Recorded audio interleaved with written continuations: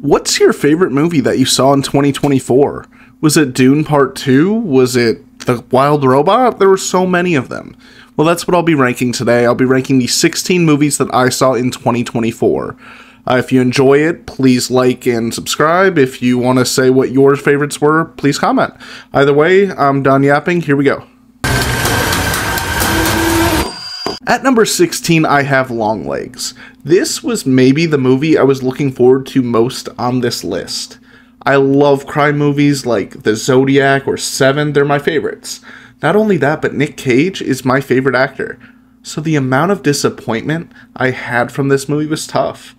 I thought it was boring, silly at times, and didn't make sense a majority of the time. I think this was a half-baked idea that was not executed well. This movie thought it was Silence of the Lambs, but it was closer to a bad episode of Supernatural. At number 15, I have Madam Web. I didn't actually hate this movie, oddly enough. Unlike Longlegs, I went into this movie with zero expectations. I was excited for how silly it was going to be. I even enjoyed how much the lead actresses, especially Dakota Johnson, just did not want to be there. I thought it was kind of funny. The one reason that I didn't put this movie up slightly higher on the list was because of the villain. I have maybe never seen a worse actor in my entire life. He was completely wooden throughout the movie and dragged it down almost single-handedly. He was the biggest reason that this movie isn't remembered as a fun bad movie and just usually remembered as a bad one. At number 14, I have Godzilla x Kong: The New Empire. Now this is what I'd call a fun bad movie. I had such a good time watching this silly goofy movie. When I walked into the theater, there were actually Godzilla fanboys in front of me and I didn't even know they existed. Which made me feel a bit worse because I laughed out loud during the movie probably 5 separate times. Like, Godzilla and Kong were literally RKOing each other during it. And like, I don't know if they were trying to be funny, but they were. It's crazy looking back at how serious the Godzilla series started out as and where it is now. This is the perfect example of a fun bad movie. At number 13, I have Trap. I think Trap could have been a very cool 2010s NBC show. But as a movie, I don't think it worked out that great. I had some hopes for a good twist in it, but it never really came to fruition. I like the idea of it, a dorky dad who happens to be a serial killer, but it wasn't executed very well. If it was a show, there could have been a drawn-out game of cat and mouse between him and the FBI lady, but instead they tried to make it all take place in a couple hours and just had very little build-up. We had no idea how dangerous he was because they never really showed it. They just wanted us to like believe it from how people were talking, but it never really showed it. If we had any kind of background, it could have been a much more effective movie, but at the end of the day, it just wasn't. At number 12, I have A Quiet Place Day One. This was a cool movie, but it kind of bored me a bit. The Quiet Place world, to me, is pretty played out at this point. It almost felt like nothing really even happened during the movie. I like the characters a lot, and the cinematography was pretty great, but I don't think there was enough of a story to have this movie. I think they stretched some scenes and jump scares a bit too far, and I just never could fully lock into the story. Altogether, a fine movie, but I just think the Quiet Place universe is pretty played out at this point, and I hope they don't make any more movies, at least unoriginal ones.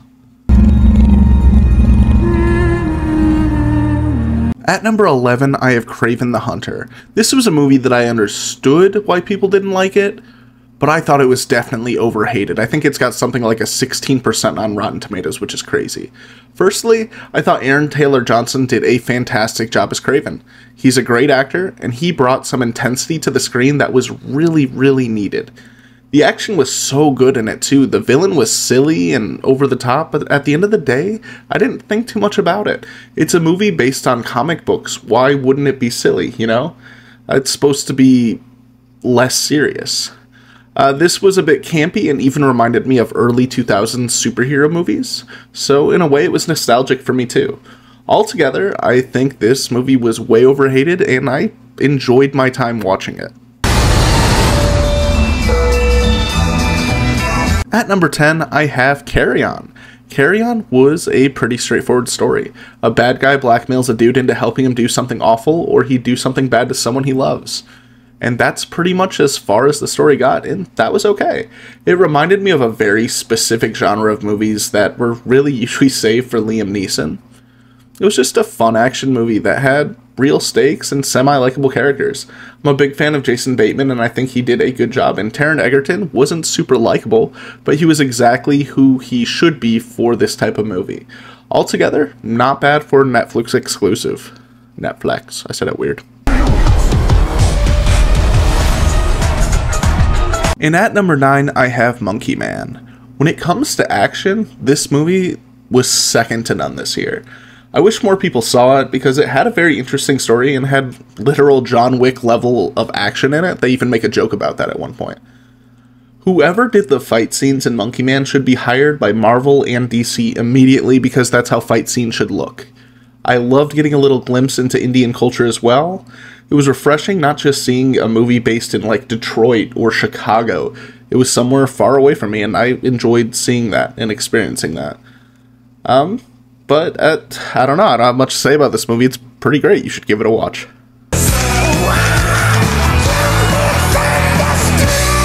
At number 8, I have The Fall Guy. This was a really fun movie to watch. First off, Ryan Gosling was so great in it. He really played the reluctant action star very well. And Emily Blunt really played off him in a great way. Those two had fantastic chemistry. And this movie really had great action scenes and action set pieces. You really feel the stunt guy vibe throughout the entire movie. Lastly, my favorite part of this movie was how funny it was. There was rarely a scene that wasn't enjoyable or funny throughout the entire movie. I really liked it, and I was so glad I saw it in theaters. And at number 7, I have Inside Out 2. Inside Out 2 was a very good continuation of the first Inside Out. I didn't like it as much as the first, but that's unfair to compare it since the original had such a fresh concept at the time. I liked how it showed Riley growing up and the different problems that come with that. I hated anxiety, but that's because that's a real villain we deal with in real life all the time. But I really liked how there wasn't an actual villain. Even anxiety was just trying to do what she thought was, or she, I don't know, whatever, they thought was right the entire time, and they weren't trying to be bad for Riley. Ironically, she acts a lot like Joy did in the original Inside Out. I don't think this is an all-time animated movie or anything. It's actually third on this list when it comes to animated movies. But I think it was a good movie, and I really hope it helps teenagers going through puberty kind of understand that they're not alone. You ain't alone. At number 6, I have A Real Pain. This is a deep and thought-provoking movie that I was just not expecting at all. Since I'd seen ads for it all year, I thought it was kind of going to be a buddy stoner travel movie. But it was so much more than that. You can tell that the filmmakers really took their time to show respect to all the lives lost during the Holocaust. This was not just a cash grab where they were trying to make you feel something to win awards.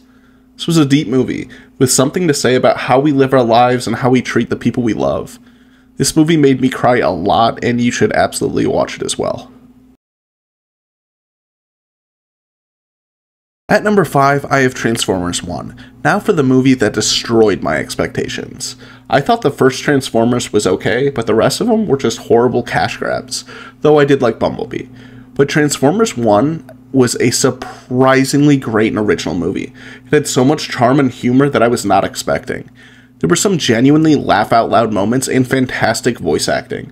I knew very little about the Transformers lore before this movie, but I think they did a great job telling me a story that I knew nothing about. They have almost a Professor X and Magneto relationship for Optimus and Megatron. Their friendship feels so real, and where they differ morally makes sense with the characters. If you want to give Transformers a try, this is where I'd start rather than the live action. I think this is very good, and you should absolutely start here. At number 4, I have Spaceman. Now, this is probably the weirdest movie on this list, and I can't really talk about it without spoilers, so if you want to avoid getting this movie spoiled for you, I'd skip ahead a minute and a half, maybe 2. I love seeing Adam Sandler in serious roles. I like him in things like this, Hustle, and Uncut Gems way more than his comedic roles. And he did a great job just being a humorless guy in Spaceman. And the twist with Paul Dano's character was so unexpected and welcome. If I had to cast a giant alien spider, I think I would use Paul's voice as well. He just really fit the creepy atmosphere and the loneliness that Adam's character was feeling throughout. You really felt every theme that they were trying to get across. I love space movies. It's actually the only genre I like more than crime movies. So this movie spoke to me quite a bit. Like, how would a single person trip across space affect someone? How would it affect their marriage? I really like this movie, and even if it's a little divisive between critics, I think you should absolutely give it a watch. At number 3, I have Deadpool and Wolverine. I was not expecting this to be in my top 3. I really liked this movie, and I was surprised how much I did, especially when I was going back and ranking them. I like the original Deadpool movies, but I wasn't really a fanboy, but I love how they did this movie. Many critics of this movie said there was a lot of fan service. I never understood that criticism. We are fans. Why wouldn't we want them to put things in there that we like? Like, I don't know. It's a silly comic book movie. Just make it fun. I don't know. Like having characters like Blade, Gambit, and even Elektra in it was just so fun. Seeing the Chris Evans Human Torch for the first time in 20 years was a special treat as well. Everything about this movie just felt so fun and funny, and it was so enjoyable to watch. The chemistry between Hugh and Ryan was so great too. It helps that they're friends in real life. You could see that throughout. Then the ending of Deadpool and Wolverine working together to save the multiverse was just absolute cinema. This was a great movie, and I rewatch it whenever I get the chance. At number 2, I have The Wild Robot. Now for the movie that is my favorite animated one on this list. It also happens to be the movie I've seen the most recently out of all of these. I cried during The Wild Robot so much. It's such a sweet story that was completely unique. One of my favorite scenes was such a simple one from the beginning. Roz was just sitting there waiting and watching and learning the language of all the animals. That was such a clever way to write around what would have been a large plot hole that a lot of movies just don't care about. The writers really took the time to make sure the story made sense, and that means a lot as a viewer. And it has such a beautiful representation of motherhood and letting go. Like I said, this movie made me cry a lot, and it was super funny as well. The voice acting was so well cast. I always know when voice acting is done well because I don't recognize the actor or actress who is voicing the character. I just think this movie is special, and if there's a movie on this list that I want you to give a watch, it's this one. And finally, at number 1, I have Dune 2. This is one of my favorite movies of all time. I thought Dune 1 was good, but I was absolutely blown away by Dune 2. In a movie with amazing acting from people like Zendaya, Timothée Chalamet, and Javier Bardem, I couldn't believe that my favorite performance was given by Austin Butler. I thought he was so sensational as a villain and a psychopath. I was so pleasantly surprised whenever he was on screen.